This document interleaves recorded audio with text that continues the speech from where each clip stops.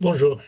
Dans cette vidéo, j'aimerais continuer un petit peu discuter sur le dessin et les options qu'on peut faire sur le cylindre circulaire droit. Et après ça, je vais continuer avec le prisme hexagonal droit.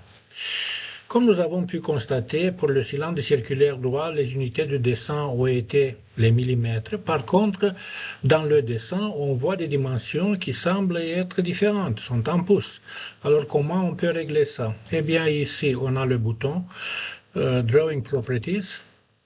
Et ici, quelque part, on a ce bouton Unité et Précision.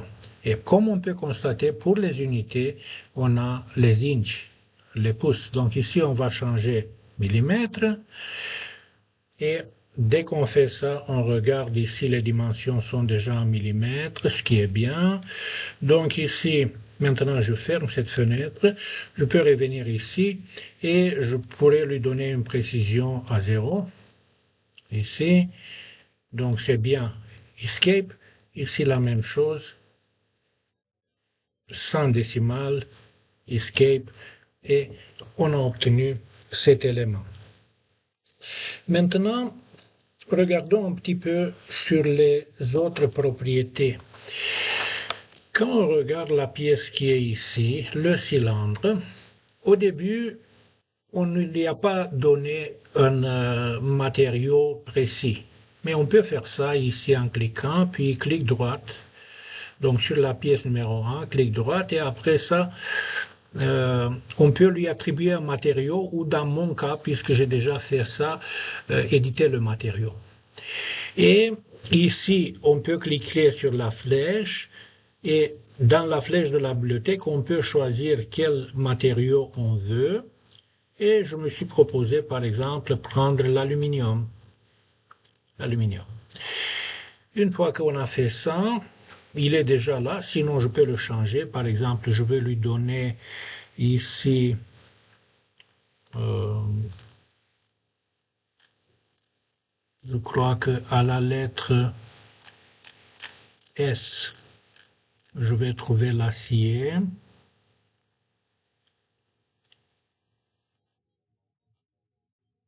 Voilà, un acier, comme lui. Et maintenant, je peux cliquer, il est en acier. Donc, nous avons un cylindre qui a un diamètre de 20 mm et une hauteur de 3 cm, 30 mm. Bon. Et maintenant, ce qui peut nous intéresser, c'est la masse. Or, pour obtenir la masse, nous avons ici un bouton qui s'appelle Display Mass and Section Properties. Or, on peut voir que la masse elle est définie en grammes, et c'est une masse de presque 75 grammes. Donc on peut obtenir aussi cette propriété, ce qui est bien. Si on regarde maintenant le cartouche dans le dessin, on revient ici et on voit le cartouche. On a deux cases. Une case qu'on peut remplir qui concerne le numéro de dessin. Et ici, le numéro de dessin de la pièce doit être en lien avec le numéro de dessin d'ensemble de l'ensemble de laquelle pièce fait partie. Donc nous pouvons écrire quelque chose. Et aussi une autre case intéressante est la case d'ici concernant le symbole graphique pour la méthode de projection. Et quand on voit le symbole montré comme ça, c'est-à-dire c'est la méthode américaine, ce que nous avons utilisé, la méthode INC. Et à ce sujet, je vais parler dans une vidéo séparée. Et dans cette vidéo séparée que vous pouvez le trouver sur mon site Croquis Technique sur YouTube, Croquis Technique Marius,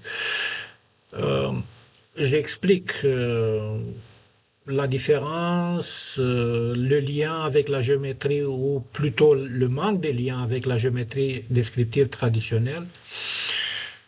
Je parle un petit peu de la géométrie descriptive, de son importance, de l'épure de Monge. Une autre case intéressante, c'est la case concernant les tolérances générales. Comme vous pouvez constater, chaque pièce qu'on dessine a des cotes. Eh bien, cette cote avait des décimales. On a enlevé les décimales parce que les décimales me dérangeaient. Mais il faut retenir, même si on n'écrit pas les tolérances plus ou moins combien, disons, tolérance symétrique ou d'autres types de tolérances, ces tolérances existent. Et ces tolérances, on les voit ici dans le euh, tableau général. Dans ce cas-ci, peut-être les tolérances sont plutôt faites pour les unités en pouces, mais on peut avoir un tableau similaire pour les unités en millimètres. Et quand on va exécuter la pièce et quand on va la mesurer, on va voir si la dimension d'ici, elle s'encadre entre les dimensions, parce que notre dimension ne doit pas être pile 30. Elle pourrait être un petit peu plus, un petit peu moins, et si elle s'encadre dans la tolérance prévue, elle est considérée comme pièce bonne. Voilà, donc on a terminé avec ça. Maintenant, on peut s'occuper du sujet de notre vidéo qui est modéliser et dessiner le prisme hexagonal droit. Pour ça, donc, on vient ici et on va fermer ce document et on va créer de nouveau un autre document. Voilà, comme on l'a fait. On va nommer ici prisme hexagonal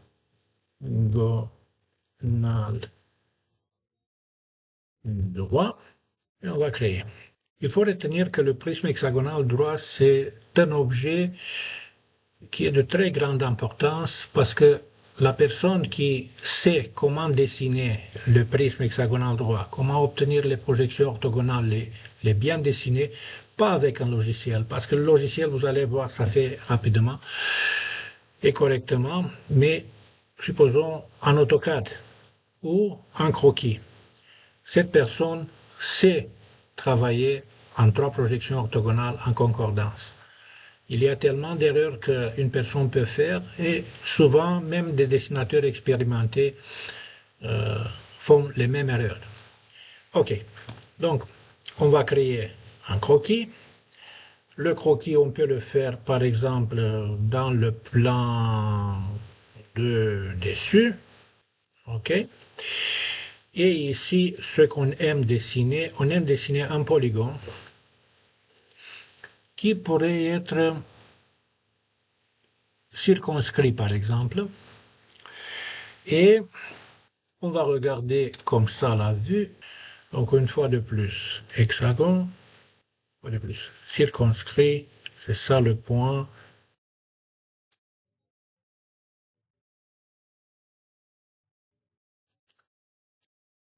C'est bien.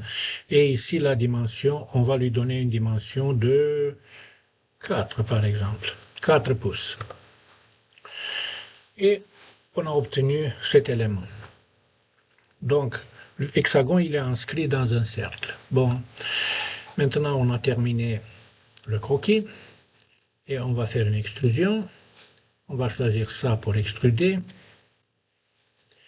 Et on va faire une extrusion, supposons de... Laissez-moi apprécier un petit peu les distances. De 2. Ok, de 2. Et on a obtenu notre prisme. Quelles étaient les unités de mesure?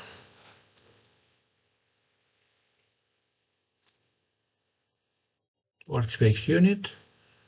C'était le pouce, comme on peut voir ici, inch. Bon, maintenant on va passer rapidement à réaliser notre dessin. Donc on clique sur plus, Create Drawing, c'est ça, ok.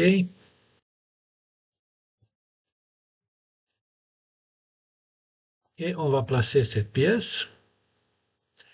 Et moi, je me propose d'utiliser exactement ça, la vue de face.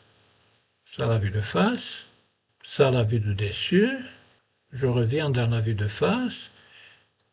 Je clique et je fais la vue de droite.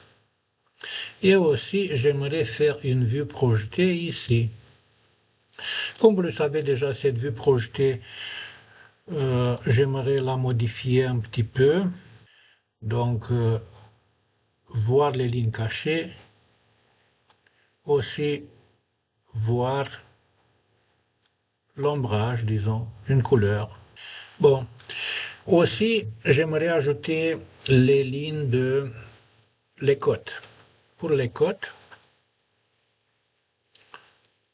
nous avons ici cette distance d'ici jusque là. Et elle constitue l'ouverture à la clé. Cette distance d'ici, c'est l'auteur. Et puisque elle est de 2, donc on va l'arrondir à 2. Bon, escape. Et aussi on peut lui donner la distance d'ici jusqu'ici, qui est le diamètre de cercle circonscrit à l'hexagone. Et ici, la même chose, on va lui donner 0. Maintenant, cette ouverture à la clé d'ici, elle correspond exactement à une distance de la clé. Je peux regarder dans le livre de dessin technique et voir ici une valeur qui est de... Donc les décimales sont 0.464. Ce n'est pas nécessaire une valeur usuelle pour une ouverture de clé, mais ce n'est pas ça qui est important. Nous avons coté d'une manière exhaustive notre pièce. Comme d'habitude, ce qu'on va faire, on va modifier les attributs dans le cartouche. Ici, c'est bien. Ici, on va modifier. L'échelle ici semble bonne pour l'apparence de mon dessin. Et ici, donc, la ligne d'ici, je peux la supprimer. La ligne d'ici, je peux la supprimer. L'échelle est bonne, tout est bon ici. Bon. Est-ce que je pourrais faire plus petit? Donc, View Properties, et ici 1/2. Pourquoi j'ai affirmé que cet objet, il est tellement important et qu'il faut qu'on le maîtrise? Parce que, remarquez, on a un objet très simple qui, en bonne partie, c'est notre écrou hexagonal. Les trois projections ne sont pas identiques, sont différentes. On a ici le dessin d'un hexagone régulier, donc nous devons savoir dessiner un hexagone régulier. Si c'est avec AutoCAD, Inventor, autre chose, ça se fait automatiquement parfait, donc les côtés sont égaux, les angles sont égaux, mais quand il faut faire le croquis, il faut savoir comment procéder. Aussi remarquez que la vue de face, elle présente 1, 2, 3 faces. La vue de droite, elle présente, on pourrait dire 2 faces, mais en effet, 2 faces latérales, mais en effet, elle présente 4 faces latérales. 1, 2, mais ici, j'ai encore une face latérale et encore une face latérale. Ici, on voit 1, 2, 3, 4 arêtes. Ici, on voit 1, 2, 3 arêtes. Donc, vous voyez, l'apparence est différente, mais aussi la dimension.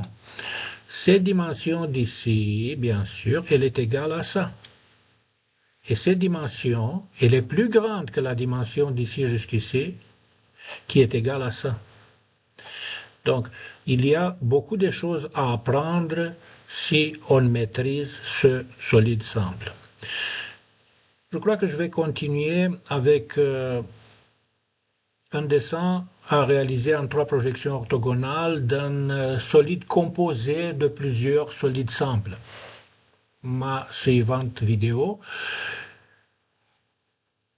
Voilà, merci.